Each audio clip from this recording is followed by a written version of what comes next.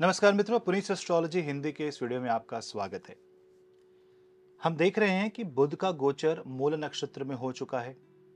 आज 8 जनवरी को बुध मूल नक्षत्र के गंडांत डिग्री में पहुंच चुके हैं और अब ये बुध 1 फरवरी तक धनु राशि में रहेंगे, मंगल के साथ रहेंगे और मकर संक्रांति तक सूर्य के साथ रहेंगे।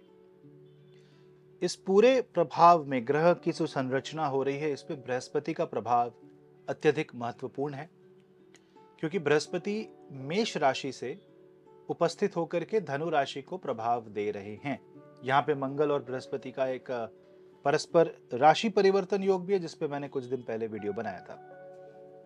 तो बुध की जो राशि, बुध जो ग्रह मंगल के साथ आते हैं, सूर्य के साथ आते हैं, तो यहाँ पे आपके मन में एक उत्तेजना पैदा करते हैं, किसी काम को करने की एक्साइटमेंट पैदा करेंगे।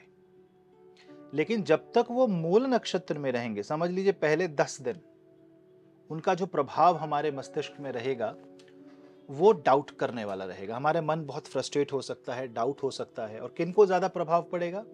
वो व्यक्ति जो मिथुन राशि, कन्या राशि, जो मेष राशि, वृश्चिक राशि वाले जातक हैं, या जिनका बुध जो है वो मंगल के साथ है कुंडली में, जो बुध की महादशा अंतरदशा से जो जो गोचर को व्यतीत कर रहे हैं, और वो व्यक्ति जिनके कुंडली में बुध नकारात्मक तरीके से उपस्थित है, उनको नकारात्मक प्रभाव पड़ेगा। तो आपको बहुत धैर्य, संयम और डिसिप्लिन का अनुभव करना पड़ेगा, डिसिप्लिन को मेंटेन करके चलना पड़ेगा।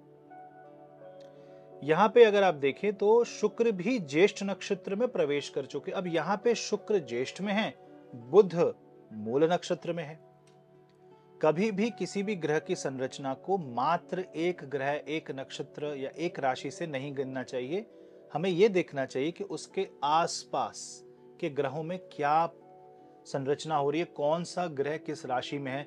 जैसे कि यहाँ पे मंगल के साथ बृहस्पति का परिवर्तन योग है, बृहस्पति की दृष्टि पड़ रही है, परंतु शुक्र की उपस्थिति वृश्चिक राशि में बनती है बुध के और मंगल से द्वादश। तो यहाँ पे कंपल्सिव स्पेंडिंग होने के योग बनते हैं। व्यक्ति अनावश्यक ही खर्चे कर सकता है।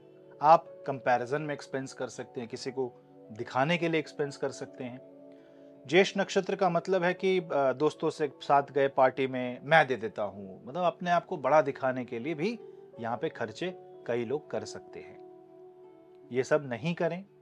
आप अपनी रिसोर्सेस को वैल्यू दें, जो है उसको बहुत ज्यादा इंपॉर्टेंस दें और उसी को बड़ा बनाने की कोशिश करें। जो मित्र आपका साथ दे रहे हैं, जो मित्र पुराने हैं, उन्हें उन्हें पूर्ण सम्मान के साथ उनका भी आप अपने जीवन में एक महत्व रखें कि वो नहीं होते तो शायद आपके जीवन के जो आउटपुट्स हैं वो थोड़े डिफरेंट होते। एक चीज और देखने वाली ये है कि मूल नक्षत्र केतु का नक्षत्र है। मूल नक्षत्र का मतलब यह भी होता है कि फंडामेंटल्स ऑफ लाइफ, और बुध एक कम्युनिकेशन के ग्रह हैं, तो बहुत सी चीजों का बेसिक फंडामेंटल आपको पता चलेगा। अब ये फंडामेंटल अच्छा भी हो सकता है, बुरा भी हो सकता है।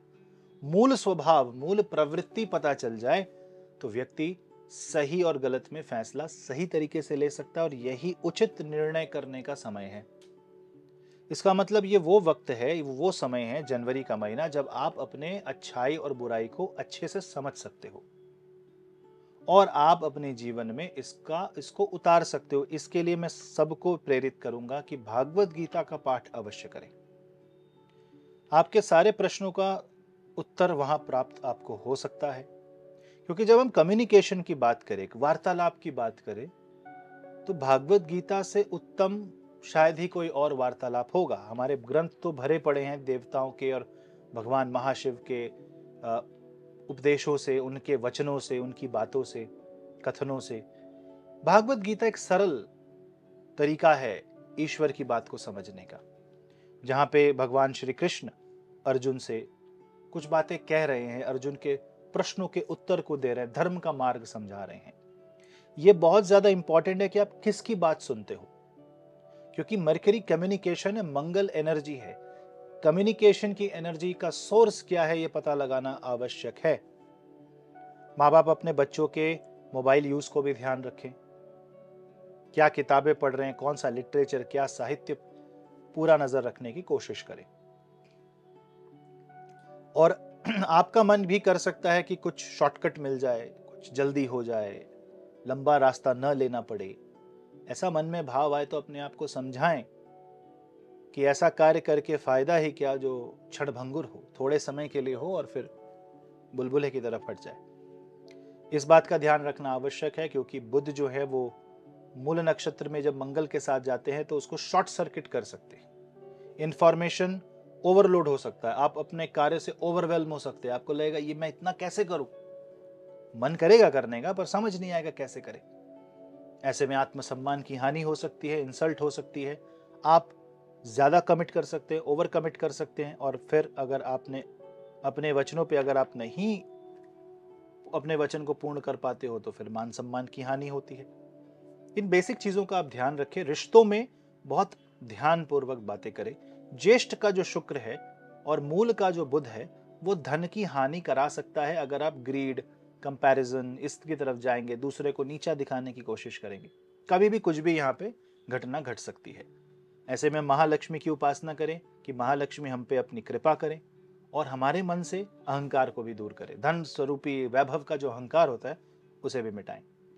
यहाँ पे लोगों के अगर आप सहायता करते हैं, दान पुण्य करते हैं तो उससे बहुत अच्छा कर्म यहाँ पे सुधार, कर्मों का सुधार होगा। और अगर हम देखें कि शनि जो है वो धनु राशि से तृतीय और शुक्र को, जो ज्येष्ठ के शुक्र है, उसको पूर्ण दृष्टि से, 10वीं दृष्टि से प्रभावित करते हैं। तो ऐसे केस में प्रैक्टिकल रहना सबसे इंपॉर्टेंट बन जाता है। एक जनरल टॉक थी, आपको थोड़ा जनरल तरीके से समझाना था, ज़्यादा टेक्निकल जाना नहीं था, ताकि आप समझ पाएं कि हो क्या रहा है, क्या ऊर्जा का संचार हो रहा है और शायद हमारे मन में इसका प्रभाव कैसा पड़ेगा, हम कैसे बचें। इसी के साथ मैं आपसे मिलूंगा अगले वीडियो में। मैं आपका उस पुनीत, तब तक के लिए नमस्ते।